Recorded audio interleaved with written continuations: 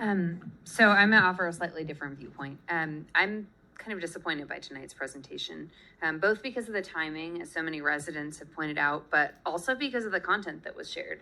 To me, this was really pushing a one-sided approach and picking and choosing the points that support the development. We heard a lot of references to our comprehensive plan and the contemplated zoning there, but the comprehensive plan is 10 years old. The town looked very different 10 years ago, and the town looked very different 10 months ago. Our goals have changed, and right now I couldn't agree more with the residents who spoke tonight that we need to pause and focus on our goals now, which to me the priority is helping our residents get back to our homes, rather than focusing on the previous goals we had. I really want to address some of the points that were made in the presentation, and also, Ken, that some of which you echoed. It's really disappointing to me to say we need affordable housing in Superior to support local workers, but then we're focusing on how easy it is to get out of Superior on transit. To me, that nullifies the argument. If we're going to put affordable housing in Superior, as I said, when I voted against the ordinance that this board passed, I want to see a local employment restriction added to that. We're talking about wanting places for employees of the marketplace and broader Superior to live. So let's tie this housing to employment in Superior. If we were in downtown Manhattan, I get it. The nearest affordable housing is a 3-hour one-way commute away. And in that case, it makes sense to use taxpayer funds to subsidize affordable housing. But whenever we look at the price points for developments like this, the rents are pretty similar to the market rates that are 10 minutes away along the US 36 corridor in Broomfield and Westminster. So I don't see any reason that we are using taxpayer funds to subsidize housing that is a 10-minute commute away on public transit. Now, I want to make clear this isn't NIMBYism on my part.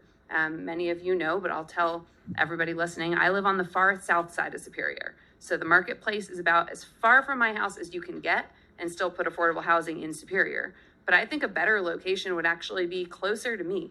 Top of 128, the land is cheaper. It would cost taxpayers less to put it there, especially because we all know that the residents in this area are going to need cars no matter where we put the housing.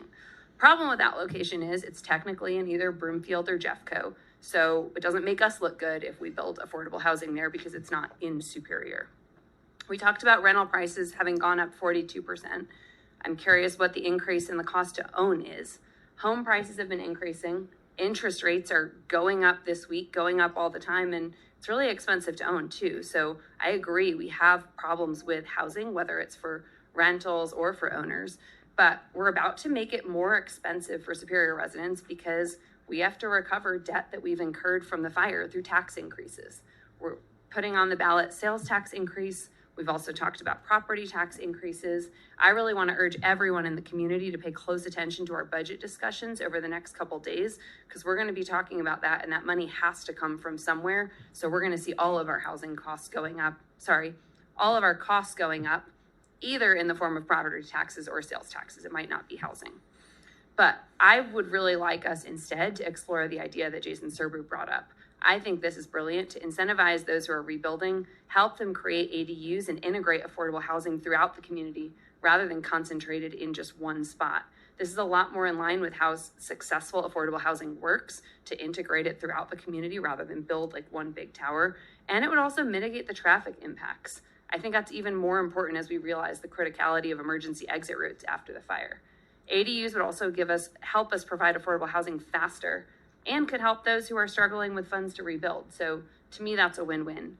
I'd really like us to potentially look at alternatives like that, but overall put a moratorium on this development until we can get residents back in their homes first to weigh in.